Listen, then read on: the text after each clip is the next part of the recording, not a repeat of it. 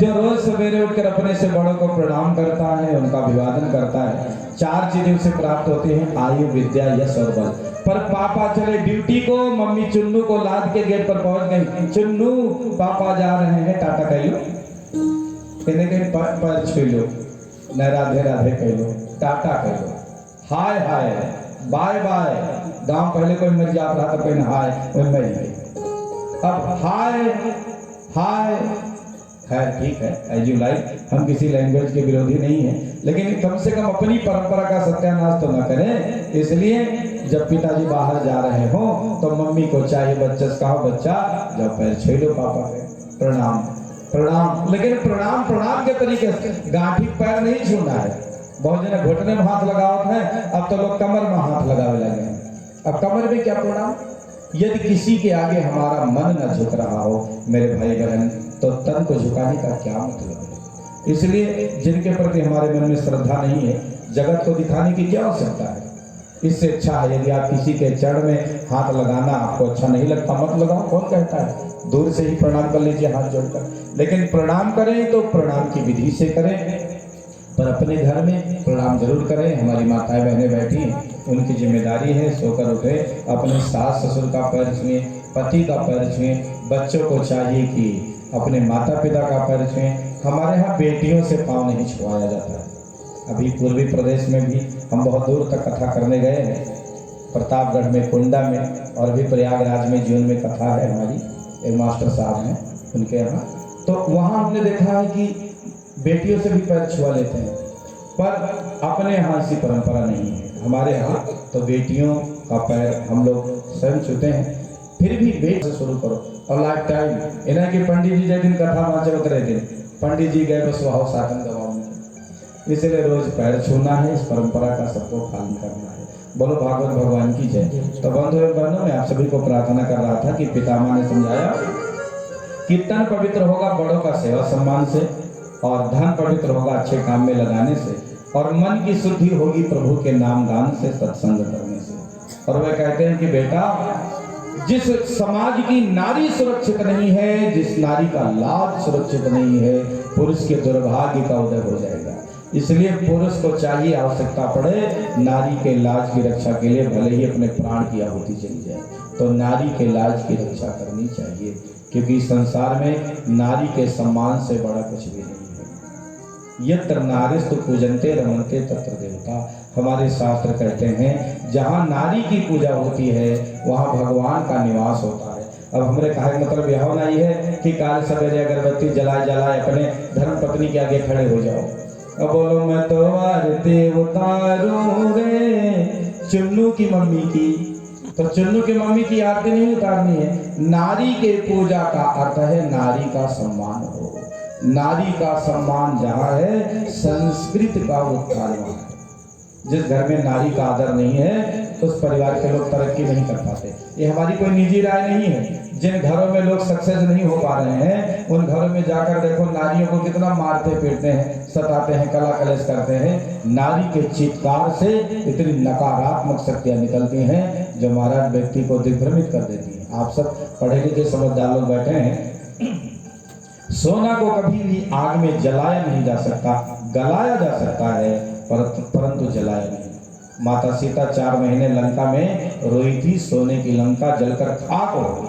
कौन नहीं जानता? माने एज एग्जाम्पल कि सोने की लंका अगर नष्ट हो सकती है तो हमारे आपके पास कौन सी लंका है। इसलिए नारी का अपमान न हो, तभी हमारी संस्कृति बचेगी। और पुरुष भले ही मेहनत करके कमा ले, आदमी कमाता जरूर है, लेकिन घर से दरिद्रता दुर्भाग्य का समन दमन तभी होता है जब घर में सुलक्षणा नारी होती है। इसलिए जो अपने जीवन में सफल हो गए हैं, सक्सेस हो गए हैं, वो केवल पूरा श्रेय उनको ही नहीं है, घर की नारियों का भी है, नारी के सौभाग्य का है। क्योंकि आप सफल व्यक्ति भले ही बने हैं, लेकिन उस सफलता में एक सौभाग्य, एक अंश घर की गृहिणी का भी जुड़ा है। इसलिए नारी का आदर सदैव घर में बना रहे। हर पुरुष को विशुद्ध रूप से ध्यान रखना चाहिए। नारी के सम्मान से बड़ा कुछ भी नहीं। एक बार की बात है, एक गांव में एक महात्मा जी आए। उन्होंने कहा जितने पापी हैं सब आओ, मोस्ट वेलकम, मैं सबका समाधान कर दूंगा। प्रायश्चित कर दूंगा। एक ने जाकर कहा बाबा मैं बहुत झूठ बोलता हूँ। बाबा ने कहा बेटा हाथ में जल लेकर संकल्प लो, अब झूठ नहीं बोलेंगे, अब झूठ नहीं बोलेंगे। पर जो बोला उसका, बोले बेटा हर महीने की पूर्णमासी को सत्यनारायण की कथा करो, 1 साल चला। दूसरा है बाबा हमने बहुत लूटा है, बेईमानी करी है, कहा बेटा जाओ गरीबों की मदद करो। तीसरा आया, बोला बाबा हमने 70 कत्ल किया है। बाबा ने माथ पिटा, रे बाप इनका कौन समाधान करे। कहा कैसे मारा, तलवार से। कहा जाओ बेटा वही तलवार ले आओ जिससे मारा है। तलवार लेकर आया। बाबा ने कहा 1 मीटर काला कपड़ा लाओ, ले आए। झंडा बनवाओ, बनवा दिया। कहा तलवार में लगाओ, लगा लिया। कहा जाओ तीर्थ में घूमो, जिस तीर्थ में तुम्हारा काला झंडा सफेद हो जाए समझ लो पाप। बाबा ने कहा बला हटाओ सिर से। अब वो कई तीर्थों में गया, बताओ भला काला कपड़ा सफेद कैसे होगा, हो ही नहीं सकता। सब तीर्थ में घूमते घूमते साल बीत गया, लौट रहा था, जंगल में घटना घटी। एक आदमी अपने बहन को उसके ससुराल से मायके ला रहा था। अब देवी जी पहली बार लौट रही थी मायके, तो हमारे भोकाल के जितना जेवर था सब ला लिए, दिखावे मारे के जाने कि बहुत बड़े घर में इनके साथ ब्याह था। प्रदर्शन के चक्कर में हमारा घर आकर पहन लेती, लेकिन सब लाद लिया जितना रहा, सिर्फ एड़ी से चोटी तक। रास्ते में मिल गए डाकू, उसके भाई को पकड़ के पेड़ से बांध दिया और उनकी बहन का जेवर छीनने लगे, रोए चिल्लाए। जंगल में कौन बचावे, तब तक यही कतली बाबा निकल पड़े। उस नारी ने कहा बचाओ बचाओ। इन्होंने देखा, सोचने लगे कि वैसे 70 का लगा है सिर पे और 5 लोग मारे और पाप भारी हो, वैसे झंडा नहीं सफेद हुआ, चिंतित था। चल पड़ा। उस नारी ने एक ऐसी बात कह दी कि इसका खून खोल गया। रोती हुई बोली कि क्या तुम्हारी बहन यदि मेरी जगह होती तो ऐसे चले जाते। तुरंत इसने तलवार से झंडा निकाल के जेब में डाला और मारा, खच खच खच मार गिरा दिया। और जैसे मार के चला, तलवार में झंडा लगाने के लिए जेब से झंडा निकाला। भाइयों बहनों, वो झंडा काला न रहा, सफेद हो गया। भागा, दौड़कर महात्मा के चरण में मस्तक रख दिया। बाबा बाबा हद हो गया। बाबा ने कहा क्या है, बोले झंडा सफेद हो गया। बाबा को स्वयं बड़ा आश्चर्य हुआ। बोले बेटा कौन से तीर्थ में, बोले बाबा जैसे 70 वैसे 75। बाबा कहें हद है बेटा, ये कौन तीर्थ है, जैसे 70 वैसे 75, माने 70 पहले मारे रहे, 5 बाद ही मारे, तीर्थ हो गए। तब सारी घटना के बारे में अवगत कराया। हो सकता है ये काल्पनिक कहानी हो, लेकिन इस कहानी के पीछे का जो दर्शन है, जो फिलॉसफी है, उस पर हमें गौर करना है कि नारी का आदर सबसे बड़ा है, नारी का चरित्र सबसे बड़ा है। आज पितामह ने पांडव को सुंदर उपदेश दिया है कि बेटा अपने राज्य को जाकर के तुम सब संभालो। फिर वह कहते हैं कि भगवान श्री कृष्ण की ओर अपने ध्यान को लगाकर, देहांत काले तुम सामने हो, मुरली बजाते मन को लुभाते, यह गीत गाकर तन नाथ त्यागो गोविंद दामोदर माधवेति। हे प्रभु मैंने कुछ मांगा नहीं आपसे, पर आज मांग रहा हूँ, क्या मना तो नहीं करोगे? भगवान ने कहा मांगो। तो वे कहते हैं कि मैं कुछ आपको देना चाहता हूँ, क्या? इतिमति, ये हमारी जो बुद्धि है मैं आपको देना चाहता हूँ, इसकी विशेषता है इतिमति वितृष्णा भगवत शाश्वत पुंगवे विभूमि। हमारी मति की विशेषता है, इसमें कोई तृष्णा नहीं है, अपने मन को समेट कर भगवान के श्री चरणों में लगाया है, एक ही भाव है। जीवन है तेरे हवाले गोपाल, जीवन है तेरे हवाले मुरलिया वाले, जीवन है तेरे हवाले मुरलिया वाले, प्यारे मुरलिया वाले बाके मुरलिया वाले, प्यारे मुरलिया वाले बाके मुरलिया वाले, जीवन है तेरे हवाले मुरलिया वाले, जीवन है तेरे हवाले मुरलिया वाले। हरि बोल।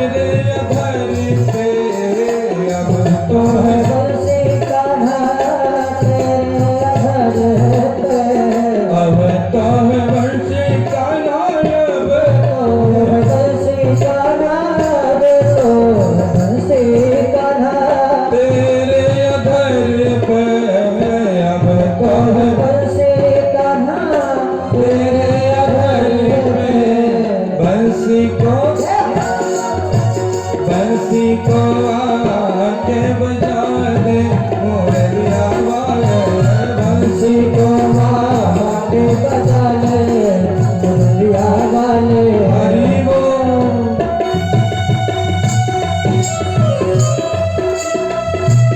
बोले बांके बिहारी लाल की जय हो। ताली से सेवा करते हो, मीठी मीठी ताली।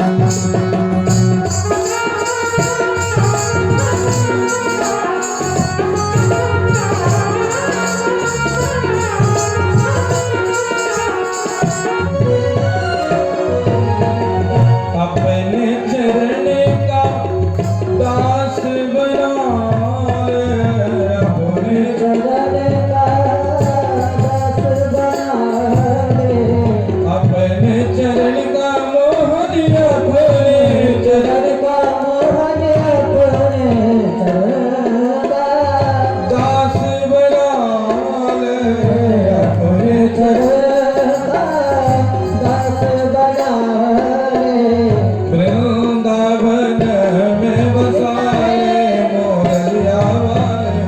वृंदावन में बसा ले मुरलिया वाले जीवन है तेरे हवाले मोरलिया वाले।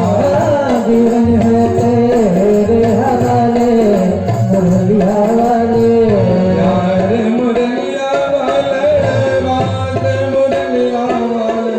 प्यार मुरलिया वाले बाके मुरलिया वाले जीवन है तेरे हवाले मोरलिया वाले। जीवन है तेरे हवाले मुरलिया वाले जीवन है तेरे हवाले मोरलिया वाले। जीवन है तेरे हवाले मुरलिया वाले। बोल भक्त वत्सल भगवान की जय।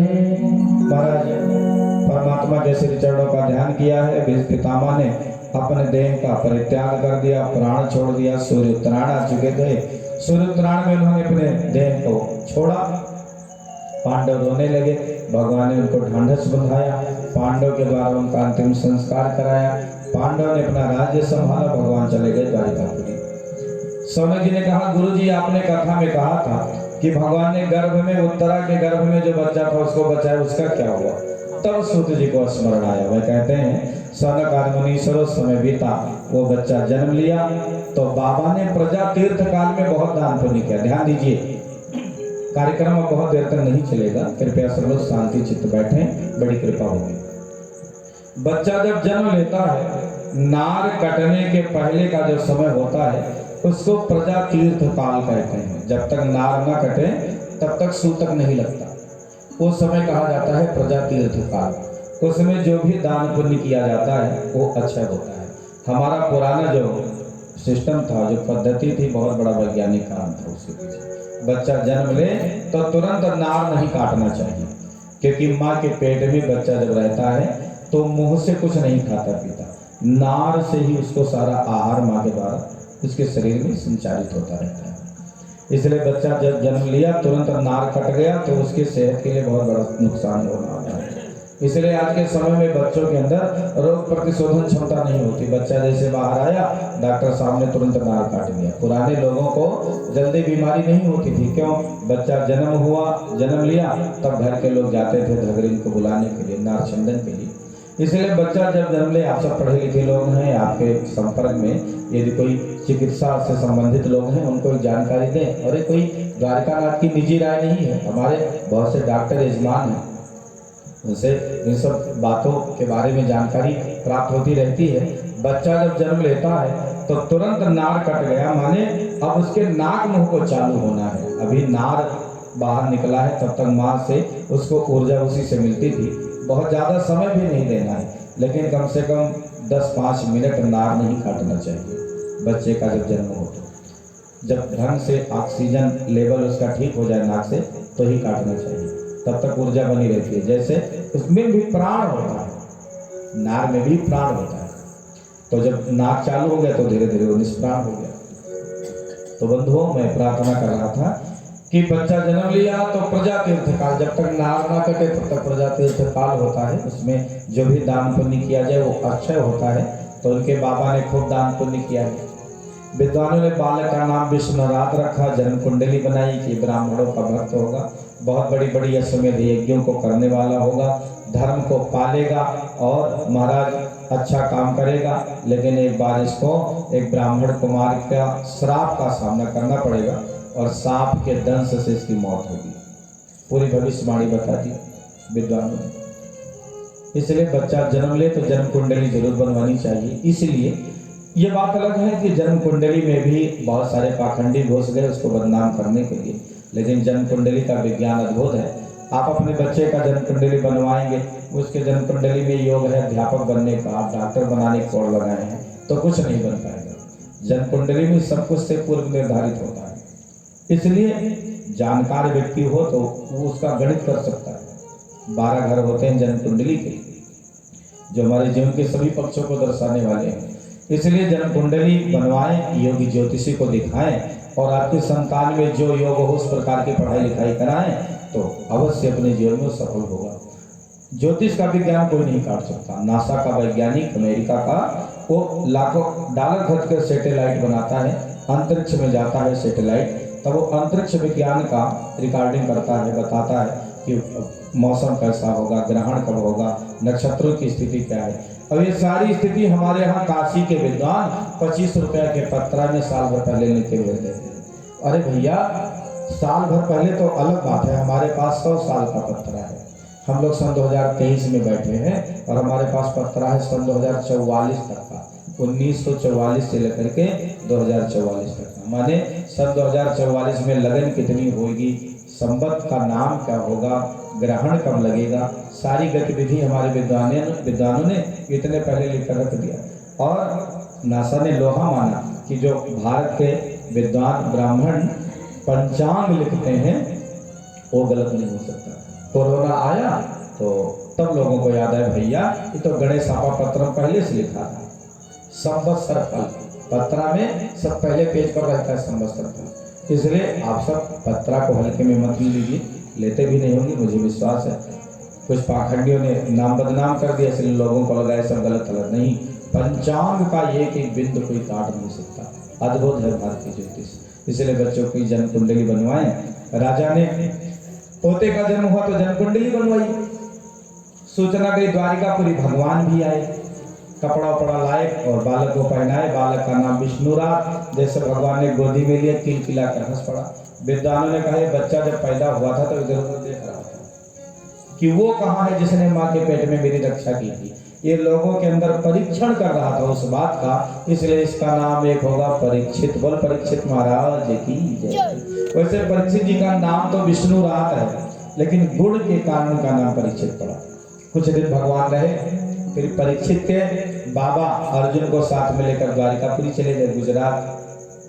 द्वारिकापुरी कहाँ है? गुजरात में, जिसकी चर्चा भी हम आगे वाले कथों में करेंगे कैसे क्या हुआ।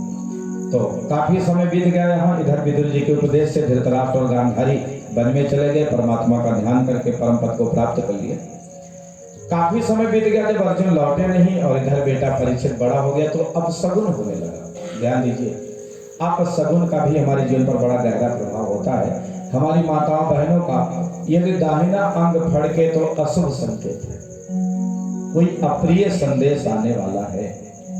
और पुरुषों का अगर बायां अंग फड़के तो अशुभ संकेत, कोई अप्रिय घटना आएगी। ये अंग का फड़कना इसको हल्के में मत लीजिए, लेकिन 2-4 दिन फड़के तब 2-4 महीना फड़के तो डॉक्टर का दिखाओ, कोई रोग बना रहा है।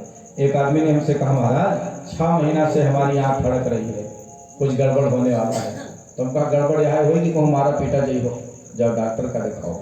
इसलिए लंबे समय से आंख मुंह फड़ गए तो डॉक्टर को दिखाने की आवश्यकता है, कोई रोग का लक्षण है। बाकी 2-4 दिन फड़कने का अर्थ है कोई अशुभ संकेत। गाय जैसा प्राणी अगर आपको बार बार बाएं करके निकल जाए अशुभ संकेत है, गधा दाहिने करके निकल जाए अशुभ संकेत है। अगर आदमी का चरित्र मिट जाए, चरित्रहीन नर अथवा नारी अगर कोई भी चरित्रहीन हो गया हो तो समझना कि विनाश की पहली सीढ़ी पर पांव उसने रख दिया है। चरित्रहीनता व्यक्ति के विनाश की प्रथम सीढ़ी है। चरित्रहीन व्यक्ति ही समाज का सबसे बड़ा कैंसर है। इसलिए मेरे भाई बहन, जीवन में यदि पूंजी एकत्रित करनी है, इकट्ठा करें, सब पूंजी इकट्ठी करनी है, लेकिन चरित्र की पूंजी हमें सबसे अधिक इकट्ठा करनी है। तो अगर असमय बाढ़ हो, भूकंप आए और दिन में भी उल्लू के भयंकर शब्द सुनाई दें, गाय रोए, देव प्रतिमाओं के आंखों से अश्रु गिरता दिखे, तो ये समझना चाहिए कि कोई अशुभ संकेत है। युधिष्ठिर ने अपने भैया को बुलाया, यहाँ आओ, ये क्या बात है, हस्तिनापुर में अशुभ घटनाएं क्यों घट रही हैं? भैया सोचने लगे कि कहीं ऐसा कुछ तो नहीं कि द्वारिकापुरी गया है हमारा भैया अर्जुन, वहीं कुछ गड़बड़ हो गया। दोनों भैया बात कर रहे थे, तब तक अर्जुन आगे मुंह लटका।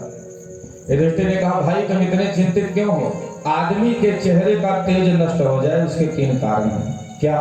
पहला कारण है गौ हत्या अगर गलती से भी हो जाए तो जिंदगी भर के लिए तेज नष्ट। दूसरा, किसी का चरित्र भ्रष्ट हो जाए तो जिंदगी भर के लिए तेज नष्ट। तीसरा कारण, जिसके बिना हमने ये क्षण भी रहने को नहीं सोचा, वो जीवन भर के लिए छोड़कर चला जाए। क्या हो गया तुम्हें, किस बात की चिंता है? तो अर्जुन रोते हुए बोले, भैया वंचितो हम महाराज हरिणा बंध रूपिणा एन में परदम तेजो देव विस्मापनम महत् देव विस्मापनम महत्।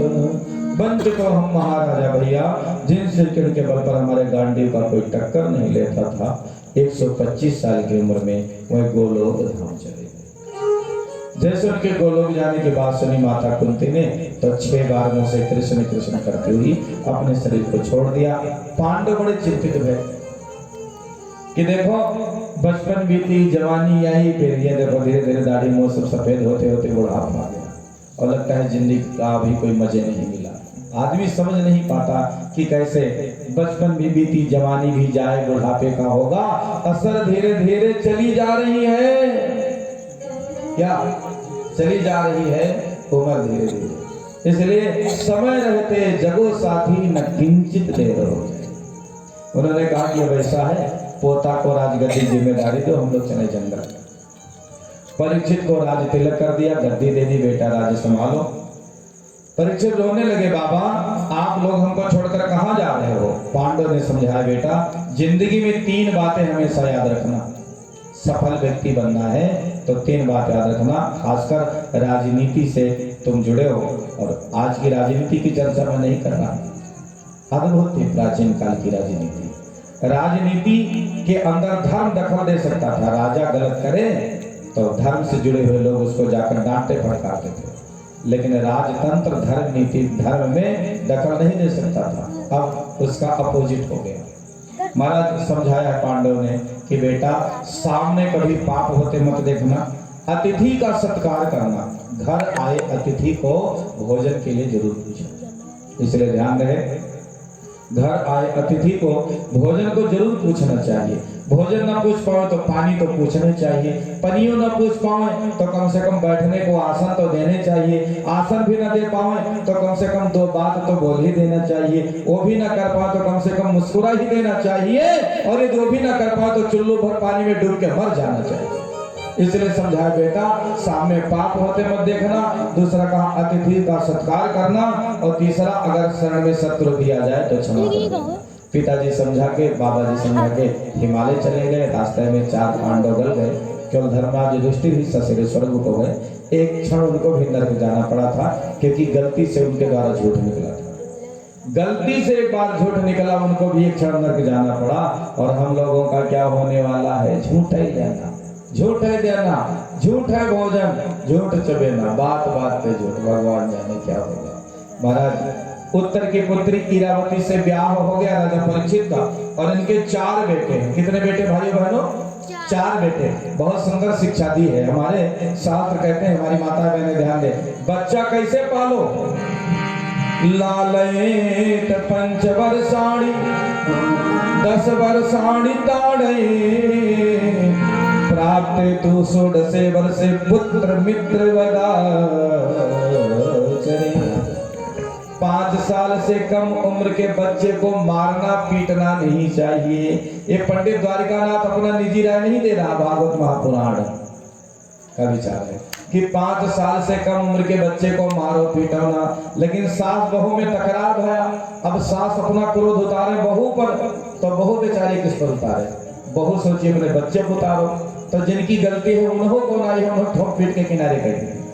सिमरिया वाली तो ठीक ही, दूसरे गांव में सास बहू झगड़ा तो लड़के बेटी पीटे लगी हैं, और सबसे ज्यादा छटकी बेटी वो मारे थी, छटकी बेटी का मारे चलेगी। अब जाने दोनों गलती है नहीं है, कुछ जान ही नहीं पाओगे। अब ना लड़के सही से बतवा नहीं जान पाते, सबसे बड़ा समझदारी नहीं। 2-3 साल लड़के अभी ढंग से दिमाग नहीं विकसित हुआ है, उनको मारूंगी तो गधा हो जाएंगे। गामाने गलत धामाने धारणा, तो इसलिए 5 साल से कम उम्र के बच्चों को मारना नहीं, चाहे जितनी बड़ी गलती है। केवल प्रेम करो, पुचकारो, दुलराओ, मारो मत। आप 5 साल तक बच्चे को न मारो, आपके खानदान में देखिए वो बच्चा सबसे अलग थलग होगा, क्योंकि 5 साल तक बहुत कोमल उम्र होती है, उसकी विचारधारा बिगड़ जाएगी तो बात बनेगी नहीं। इसलिए मम्मी को अपने नियंत्रण में रखना है अपने आप को, आपस बाहर ना हो कि कूट काट के किनारे कर दो। वैसे आप लोग ऐसे नहीं हो, लेकिन दूसरी जगह ऐसे मार पीट डालते। तो 5 साल तक बच्चों का दुलार करें, और जब 5 साल का पूरा हो जाए, 6ठे साल में प्रवेश करे, तब 10 वर्षाणी ताड़येत। ताड़येत, ताड़न शब्द पर तो महाभारत में अच्छा है कि ताड़ने का अर्थ क्या है भाई। ताड़ शब्द हिंदी भी है और ताड़ शब्द संस्कृत भी है। भाषा बदलती है तो उसका अर्थ बदल जाता है। ताड़ संस्कृत में ताड़ का अर्थ, आप प्राचीन ग्रंथ उठा कर देख लीजिए कि संस्कृत में ताड़ का अर्थ क्या है महाराज, और हिंदी में क्या है। तो ताड़ का अर्थ जो है वो है शिक्षा है। कैसी शिक्षा? बच्चा 5 साल तक पढ़ने नहीं जाता था प्राचीन काल में। अब तो 2 साल गए, मम्मी कहीं टेंशन हटाओ दिमाग से, कौन फ्लावर वाली स्कूल में कह दो जाए हुए और यहाँ हमारा दिमाग रखना है। पर 5 साल तक मम्मी, क्योंकि माँ ही संतान की प्रथम गुरु है, माँ घर में रहकर बच्चे को दुलार करती थी, संस्कार सिखाती थी। 5 साल का होता था तब उसका एडमिशन होता था, शिक्षा आरंभ होगी। कैसी शिक्षा? क्योंकि कुम्हार जब घड़ा बनाता है तो अंदर हाथ का सहारा होता है, बाहर क्या चोट भी देता है। इसलिए जब बच्चा 6 साल का हो जाए तो उसको समझाओ, डांटो, फटकारो। बड़ी गलती करे तो थोड़ा हल्का फुल्का दंड भी देना है, लेकिन ऐसा ना कि हाथ पांव छुड़ाओ मारपीट के। 10 वर्षाण ताड़े माने 5 साल दुलार के और 10 साल सुधार के, हल्का फुल्का दंड भी दो।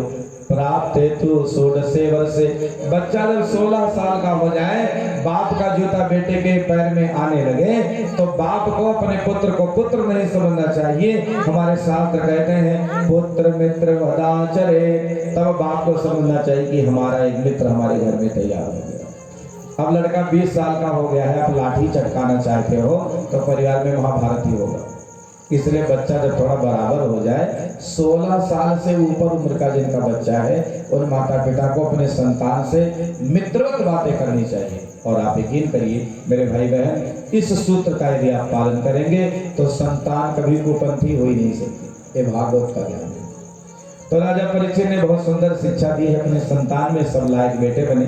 राजा संतों के कुटिया में वेश बदल कर जाकर झाड़ू पोछा करके आते। घमंड नहीं है भैया, जिंदगी में बड़े इतना बनना कि आसमान को छू लेना।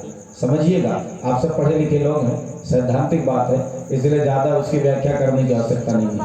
बड़े उतने बनो, माने योग्यता इतनी अर्जित करो कि आसमान को छू लो, लेकिन पांव हमेशा जमीन पर रहे। माने हमारे गांव कहावत है भैया, फलनवा के पांव जमीन में गाय पड़ते हैं। माने का घमंड मारे दिदिया फूले न समाए। तो इसलिए तरक्की तो हमारी बड़ी होनी चाहिए, आसमान छूने जैसा, लेकिन पांव हमेशा जमीन से जुड़े हुए होने चाहिए, जमीनी स्तर का व्यक्ति होना चाहिए। राजा चक्रवर्ती सम्राट हैं, संतों की कुटिया में जाकर खूब सेवा करते। कृपाचार्य को आचार्य बनाकर गंगा नदी के तट पर 3 अश्वमेध यज्ञ किया और ब्राह्मणों को पुष्कल दक्षिणा दी।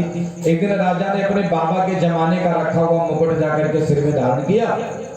जंगल में सुदूर निकल गए तो जंगल में क्या देखा कि धरती माता ने गौ का रूप धारण किया है और धर्म ने बैल का रूप धारण किया है। दोनों संवाद कर रहे हैं। बैल का 3 चरण जख्मी है, रो रहा है, और धारा रो रही है। दोनों आपस में बातें कर रही हैं। बैल ने कहा, धरती मैया आप क्यों परेशान हो? धरती कहती है, धर्म बढ़े तो धरती खुश रहे, क्योंकि जल से पतला कौन है, कौन भूमि से भारी, कौन अग्नि से तेज है, कौन काजल से काली। इसका उत्तर है कि जल से पतला ज्ञान है। दुनिया में पानी लोग कहते हैं सबसे पतला है, लेकिन पानी से भी पतला है ज्ञान। जहां न पहुंचे पानी वहां पहुंचे ज्ञानी। जल से पतला ज्ञान है और पाप भूमि से भारी। इतनी जनसंख्या बढ़ी, धरती भले ही थाम ले, लेकिन पाप जब बढ़ा तो धरती करा आ जाती है। इसलिए धरती कहती है मैं पाप नहीं सह सकती, और चाहे जितना बोझा हो। जल से पतला ज्ञान है, पाप भूमि से भारी। क्रोध आग से तेज है और कलंक काजल से काली। आग से भी तेज है क्रोध, जो आदमी को जलाता है, और कलंक का टीका काजल से भी खतरनाक है। अगर कपड़े में दाग लग गया तो निर्मल छुड़ा देंगे, लेकिन कलंक का टीका लग गया तो जिंदगी में मिटने वाला नहीं है। तो भाइयों बहनों, राजा परीक्षित ने सुना कि धरती मैया घर में संवाद हो रहा है, मेरे सामने आ गए। उन्होंने कहा, आप लोगों को किसने दुख दिया हमें बताओ तो। धर्म कहते हैं मैं किसे दोष दूं? आदमी के दुख के 3 कारण हैं। कितने कारण हैं भाइयों बहनों? ध्यान दीजिए, कितने कारण हैं? 3। पहला काल, दूसरा कर्म, तीसरा स्वभाव। काल हमारी गलती नहीं है, लेकिन काल के चाल में फंस गए तो दुख मिल गया। कभी मान लो इस जन्म में नहीं, पूर्व जन्म में हमारे खराब कर्म थे जो आज दुख मिल रहा है। तीसरा है स्वभाव। पर ध्यान रहे, काल का दुख आया चला गया, कर्म का दुख आया चला गया, लेकिन स्वभाव का दुख आया तो लेकिन गया नहीं। कोई पूछा, भैया ये काहे सारा दिन रोना रोना मुंह बनाए रहा था? तो कहने मुंह ना बनाए रहा था, इनके मुंह है ऐसे। बहुत आदमी मुंह देखो जान पड़ी कतरा गुर्रान है, गुस्से चढ़ा है, पारा गर्म है, कहने गुस्सा ना रहता, इनके मुंह ही है। तो स्वभाव का दुख कभी नहीं जाता। एक घर में नई नई बहुरिया आई, बहुरिया ने कहा कि कढ़ी बनाओ। अच्छा, कढ़ी बनती है आपके घर में? बोलो, वृंदावन बिहारी लाल की बनती है। कोरोना से पहले हम गुजरात में कथा करने गए थे, तो वहाँ कढ़ी बहुत बनती है। वहाँ की कढ़ी अलग होती है गुजरात की। और अपने यहाँ सिमरियाओं में कढ़ी बनती है। माता जी कढ़ी बनती है घर में, बहुत बढ़िया। तो बहू ने कहा, नई नई बहू आई, कढ़ी बनाई और नमक थोड़ा ज्यादा हो गया। सास ने कहा, क्या है अम्मा जी, नमक कैसे डाला है? फिर उसके बाप को, उसके भाई को, उसकी अम्मा को 20 बातें कही। यही सीख कर आई है। अब बहू को इतना गाली देने के बाद बहुरिया जैसे चली गई, बूढ़ा ने 5 कटोरा कढ़ी पिया। अब लो, पहले 50 कमियां निकाली, 5 कटोरा कढ़ी पी। और दूसरे दिन दाल बनाई और दाल बढ़िया बनी, तो फिर बुला करके डांटा, जब इतना बढ़िया बना लेती हो तो कल खराब क्यों बनाए? तो कुछ क्रोधी आदमी क्रोध करने का वजह ढूंढ लेता है। एक बहन जी ने कहा, पंडित जी ये हमारे आदमी जो है, हमारे हस्बैंड, ये बहुत क्रोधी है। उनसे पूछा गया क्यों भाई? तो उन्होंने कहा, पंडित जी बताओ, बिना वजह के क्रोध आता है? बोला, अच्छा ये भी बात सही है कि बिना वजह के क्रोध नहीं आता, लेकिन आदमी का जब स्वभाव बन जाए क्रोध करने का, तो वजह ना हो तो मन वजह ढूंढ लेता है। यदि हमारी आदत है क्रोध करने की, तो कोई ना कोई वजह मिल जाएगी। ऐसे हमारे भाई लोग बैठे, हमारी माताएं बहनें बैठी हैं, एक बात झुंझलाने की आदत बना लो, तो नहीं होगा तो हर बात पर झुंझलाना पड़ेगा आपको। कहीं ना कहीं कुछ ना कुछ दिख जाएगा। अच्छा बना तो झुंझलाओ, गड़बड़ बना तो झुंझलाने। तो किसे दोष दो? राजा ने कहा, फिर भी बताओ तो मैं उसे दंड दूंगा। कह रहे थे तब तक काला कलूटा लंबा तगड़ा हाथ में नंगी तलवार लेकर के एक चंडाल पहुंचा है और बैल के चौथे चढ़ पर जैसे मारने चला। राजा परीक्षित ने म्यान से खींचा तलवार। क्या दुष्ट निशाचर, क्या तू समझ रहा कि हमारे पूर्वज चले गए तो तू धर्म गौ ब्राह्मण पर आक्रमण करेगा? तेरे में प्राण ले लूंगा। जैसे राजा मारने चले, अपना तलवार फेंक के राजा के चरण में गिर गया। जैसे माथा चरण में रख दिया, राजा को याद आया, बाबा ने कहा था शरण में शत्रु भी आवे तो क्षमा कर दो। राजा ने कहा, उठ, तो इतना डरपोक है तो हमारे राज्य में तुझे कोई खतरा नहीं, टेंशन नहीं करने का। What is your name? नाम बोलो अपना। तो उसने कहा, हमारा नाम है कलयुग। क्या नाम बताया? कलयुग। राजा ने कहा, तुम यहाँ नहीं रह सकते, कहीं और जाओ। बोला महाराज मैं कहाँ जाऊं, पूरी धरती पर आपका राज्य है। और विधाता का विधान है कि सतयुग के बाद त्रेतायुग, त्रेतायुग के बाद द्वापर युग, द्वापर युग के बाद कलयुग, मेरी बारी है, मैं रहने दो। राजा ने कहा नहीं, तुम्हारे लिए कोई गुंजाइश नहीं। उसने कहा महाराज ऐसे मत भगाओ, मैं केवल अवगुण खान नहीं जो बिल्कुल त्याग दिया जाऊं, तकलीफ ना हो सुनने में, तो अपने गुण भी बदलाऊं। राजा ने कहा क्या तेरे अंदर गुण है बताओ। तो उसने कहा सतयुग त्रेता में मुक्त है तो सिर फटक फटक मर जाते हैं, कलयुग में राम कहा मुख से आराम घड़ी में पाते हैं। और युगों में चाहिए ज्ञान योगी की शक्ति, कलयुग में आधार है राम नाम की भक्ति। और युगों में व्यक्ति ने पाप मन में सोचा पाप लग गया, कलयुग में सोचने से पाप नहीं लगे जब तक करोगे नहीं। जो काम बड़े बड़े यज्ञों से नहीं होता, प्रभु का कीर्तन कर लो तो हो जाए। राजा को गुण पसंद आ गया, कहा ठीक बेटा आओ, लेकिन 4 कमरा वाला घर देंगे तुमको। 4 जगह दे दिया। द्यूतम पानम स्त्रिया सोना यत धर्म चतुर्विधि। पहला जगह दिया जुआ में, बोलो भागवत भगवान की जय। देखो अगल बगल में कोई सो रहा हो तो जगाओ। हमारे गांव में कहावत है आधा पाप क्या कल आ गया। अब आरती होने वाली है 10 मिनट के अंदर, इसलिए सब लोग एक्टिव रहो, कथा में सोना। बोलो भागवत भगवान की। आपको गांव तो कहावत नहीं है कि आधा पाप क्या कल आ रहा पड़ोसी। तो देखो कोई पड़ोसी आपका सोएगा तो जाने रहो। तो बंद हो या बहनों। पहला जगह दिया जुआ में। जुआ में कलयुग का वास है, इसलिए जो जुआ में फंस गया कलयुग उसको डस गया। जुआ से बचना है, कलयुग से बचना है तो जुआ से बचना पड़ेगा। और जुआ तो बहुत तेज लोग मोबाइल में खेल रहे हैं, सट्टेबाजी कर रहे हैं, बहुत लोग तो बर्बाद हो गए इसमें करते करते। इसलिए मेहनत करो, परिश्रम करो, जुआ के चक्कर में नहीं फंसना है, क्योंकि निर्धारित जगहों पर कलयुग है, सब जगह पर नहीं। दूसरी जगह दिया पान में। पान माने पीना। अच्छा पीती तो पूरी दुनिया है, अगर पीना बंद कर देंगे तो मर जाएंगे। हर व्यक्ति पीता है पानी, हर कोई पीता है, दूध पीता है, जूस पीता, सब पीते हैं। लेकिन पीने का नाम इतना बदनाम है, सही कहा गया है कि जो जितना बदनाम हुआ है उसी का उतना नाम हुआ है। केवल आप कह दो भैया कल गए थे पयागपुर और पी लिए, अब अनार का जूस पी लिए कि लस्सी, ये ना बताओ। तो यह कहते कि काल के वहाँ पयागपुर पी आए, अगर भैया फलाना बहुत पियत है, पियत के नहीं, लेकिन केवल ये कह दो कि पीता है, तो क्या पीता है बोलो भाई। पीने की केवल एक चीज है, इतना नाम बदनाम है कि पीता है तो वही पीता है, क्या मदिरा। तो दूसरा वास है कलयुग का शराब में।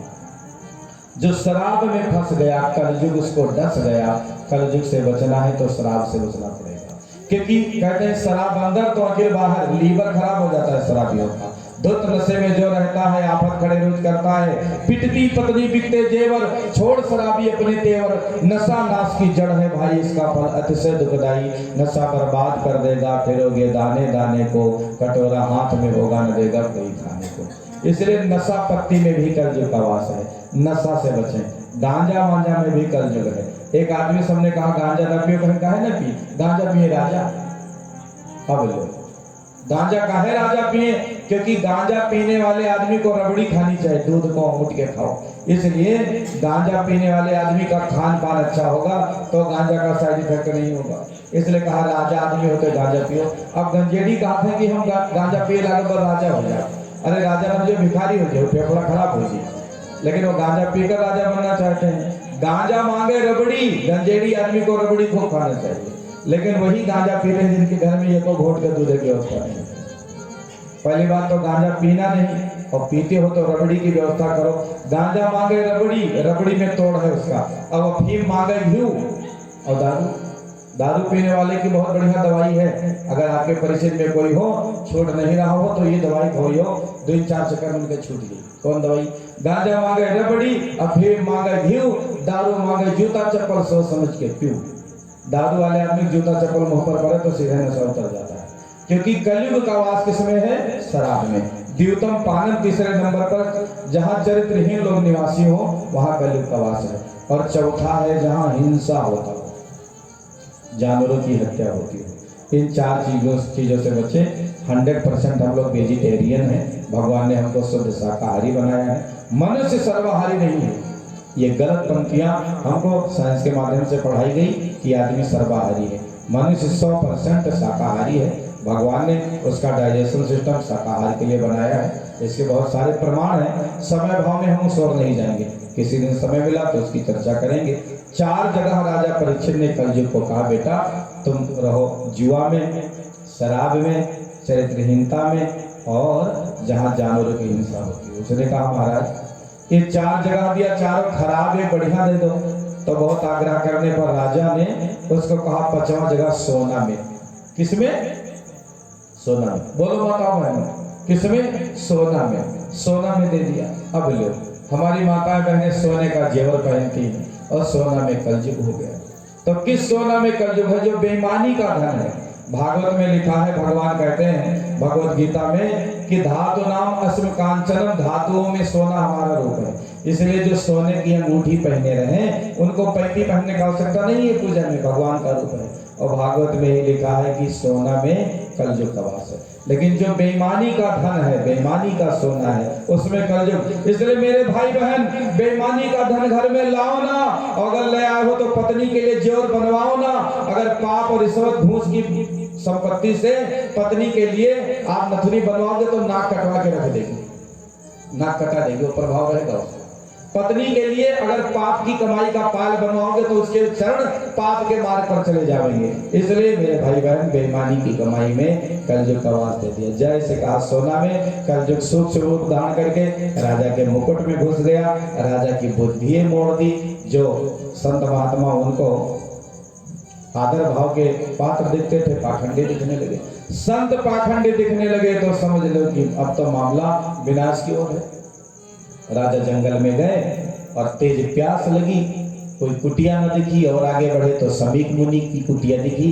गए, बाबा आंख बंद किए, ध्यान में थे, कांधे पर हाथ रखा, हिलाए डुलाए नहीं जगह, बाबा प्लीज गिव मी 1 गिलास वाटर। कहाँ दे वाटर? वो ध्यान में बैठे हैं। बहुत हिलाए झुलाए, संत नहीं उठे।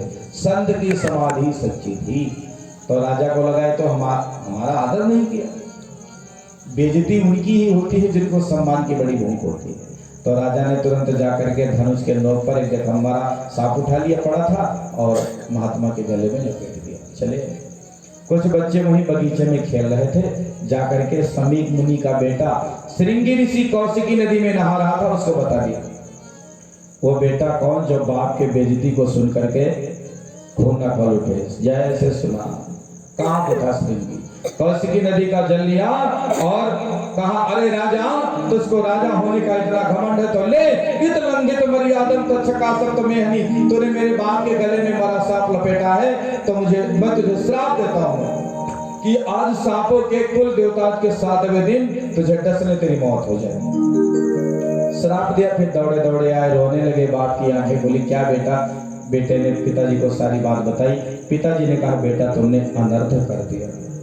राजा के बल पर ही ये धर्म कर्म था, खेल तो कोई और खेल गया। बेचारे राजा को दोषी ठहरा करके ये भारत देश का दुर्भाग्य होगा कि कोई धार्मिक राजा नहीं प्राप्त होगा। सौभाग्य जब बहुत उदित होंगे तब कोई धर्म वाला राजा मिलेगा, नहीं तो धर्म निरपेक्षता के नाम पर सनातन संस्कृति को गाली देने वाले लोगों की बाढ़ हो जाएगी। शायद एक धर्मात्मा राजा को निर्दोष होने पर भी दंड मिला, जिसका दुष्परिणाम कि भारत देश के बहुत सारे वर्ष गुजर गए जब सनातन संस्कृति पर कुठाराघात होता है। राजा के श्राप को सुनकर के महात्मा ने कहा, बेटा अब तो कोई समाधान है नहीं, इसलिए कोई सूचना करा दो, राजा कोई उपाय कर ले। गौरमुख नामक शिष्य को भेजा कि जाओ राजा को बताओ। गौरमुख शिष्य चला है राजा को बताने। राजा घर पहुंचे, जैसे मुकुट उतारा, कलयुग का प्रभाव हटा तो महाराज सोचने लगे जिन संतों का चरण छूना चाहिए गले में सांप लपेट दिया। सवेरे जाकर मैं उनसे कहूंगा कि महाराज आपके मन में जो आवे वो दंड हमारे लिए निर्धारित कर दो, मैं स्वीकार कर लूंगा। आप लोगों के मन में प्रश्न होगा कि राजा परीक्षित धर्मात्मा है, हमने कहा कि पाप के धर्म में कलयुग का वास। मुकुट में क्यों घुसा कलयुग? क्योंकि वो मुकुट जरासंध का था। जब भीम ने जरासंध का वध किया तो वही मुकुट उठा लाए थे। आज राजा परीक्षित ने सोचा हमारे बाबा के जमाने मुकुट है, वही लगाकर चले गए। पापी का मुकुट तो पाप घुसा, बुद्धि मोड़ दिया। राजा सोच रहे थे कल जाकर क्षमा याचना करूंगा, तब तक शिष्य पहुंच गया। उसने घटना के बारे में अवगत कराया। राजा को पता चला तो सर्वस्व छोड़ दिया, बड़े बेटे को राजगद्दी दे दी और जोगिया वेश बनाकर घर से निकल पड़े। हम लोग 10 दिन के लिए अगर तीर्थ यात्रा पर जाते हैं तो 25 कपड़ा ध्यान ले जाते हैं जोरा में, और उतने बड़े राजा हैं, चाहते तो भंडार घर पूरा ले जाते, नहीं ले गए और राजगद्दी बेटे को दे दी। पत्नी ने पूछा ये सब क्या है? उन्होंने कहा 7 दिन तक मेरा बाल बाका नहीं हो सकता, क्योंकि एक संत का हमें श्राप लगा है। चल पड़े राजा परीक्षित। नदिया के किनारे पहुंचे।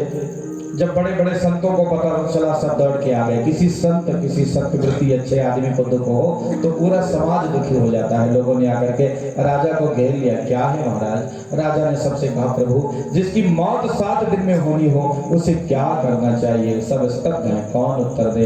विचार कर रहे थे, तब तक व्यास नंदन सुखदेव जी महाराज का आगमन हो गया। बोले व्यास नंदन सुखदेव जी महाराज की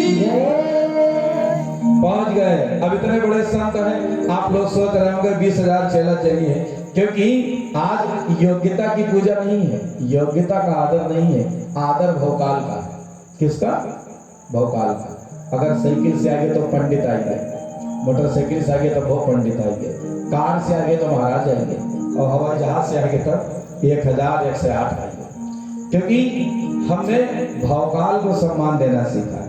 व्यक्ति के मूल्यांकन की कसौटी उसकी योग्यताओं एवं विभूतियों को नहीं, उसके सत्कर्मों सदाचार को मानना चाहिए। तो आज तो फिलहाल भौकाल का वातावरण है। जिसका भौकाल बड़ा उसका आदर उतना बड़ा, आदमी का भौकाल छोटा हो भले ही बड़ी योग्यता हो, नथिंग इंटरेस्ट अबाउट दैट। लोगों का इंटरेस्ट योग्यता में नहीं है, लोगों का इंटरेस्ट भौकाल में है। खैर ये गलत दिशा है, हमें सदैव इस बात का विशुद्ध रूप से ध्यान रखना चाहिए कि इतने बड़े संत जो किसी गांव से निकलते केवल एक कोपीन पहने हैं, गांव के लड़के ढेला भाई मारे नंगा बाबा, कोई उत्तर न देते। राजा परीक्षित के पास पहुंचे।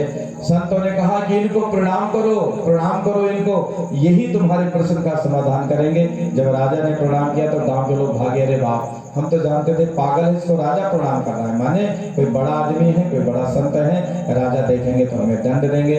राजा ने प्रणाम करके व्यास गद्दी पर बिठाया और कहा गुरुदेव, जिसकी मौत 7 दिन में होनी हो उसे क्या करना चाहिए? महात्मा सुखदेव प्रसन्न हो गए। राजन चिंता मत करो, नथिंग टेंशन अबाउट दैट, चिंता की बात नहीं। वरीयानेस्ते प्रश्ना कृतो लोकहितं नृपा, तुमने जगत कल्याण का प्रश्न किया है, 7 दिन तो बहुत है बेटा। राजा खट्वांग ने 2 घड़ी में मुक्ति का मार्ग प्रशस्त कर लिया।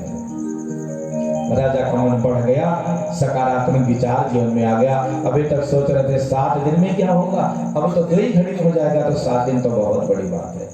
इसलिए सकारात्मक विचार को जीवन में महत्व देना है। ऐसे लोगों के साथ मत बैठो, ऐसे लोगों के साथ व्यवहार मत बनाओ जो सदैव नकारात्मक बातें करने वाले हो। स्थितियां कितनी भी प्रतिकूल क्यों ना हो, आशा का दीप सदैव जलाए रखना चाहिए। आज के अंत में हम लोगों ने कथा में यही सीखा है कि अपने आप को सकारात्मक रखेंगे तो बड़े कष्ट कठिनाइयों से भी समाधान करने की शक्ति हमारे अंदर प्रकट हो जाएगी।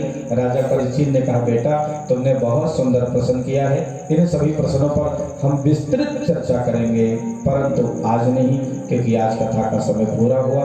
आइए हम लोग दोबारा भगवान का नाम गावें, उसके बाद आरती और प्रसाद के पश्चात आज के कार्यक्रम का समापन। तब तक हमारे हिमांशु भैया जी आवेंगे और यहाँ जितने दीप रखे हैं सबको प्रज्वलित कर दीजिए। पार करेंगे नैया, अब देख लो, जगा लो अपने अगल बगल में जो सो रहा है, ताली बजाते हुए आलस्य को भगाते हुए, पार करेंगे नैया भज कृष्ण कन्हैया, पार करेंगे कृष्ण कन्हैया दाऊ जी के भैया, दाऊ जी के भैया भैया मुरली बजैया, भागवत भगवान की ऐसे ताली बजा के काम चट मारो, ये आलस भी भागे और हाथ की खराब वाली रेखा बढ़िया हो जाए। जो कीर्तन में ताली बजावेगा उसकी खराब वाली रेखा भी बढ़िया हो जाएगी। बोले भागवत भगवान की, पार करेंगे नैया भज कृष्ण कन्हैया तेरी, पार करेंगे नैया हरि बोल।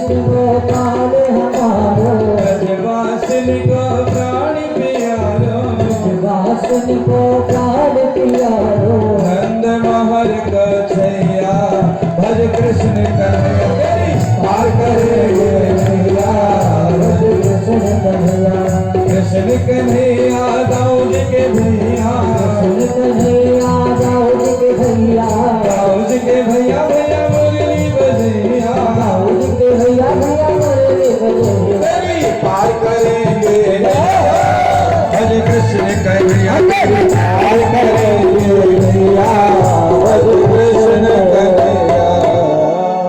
बोले भागवत भगवान की जय। ध्यान दीजिए हमारी सब माताओं बहनों और भाइयों को आरती करना है, इसलिए यहाँ कई दीप हैं। अब सब लोग खड़े होंगे, आधे में हमारी माताएं बहनें, आधे में भाई लोग। ये दिया उठाएंगे दोना सहित, और मुख्य यजमान एक दीप थाली में रख करके यहीं सामने खड़े होंगे। कृपया सब लोग खड़े हो जाएं और व्यासपीठ के पास आ जाएं।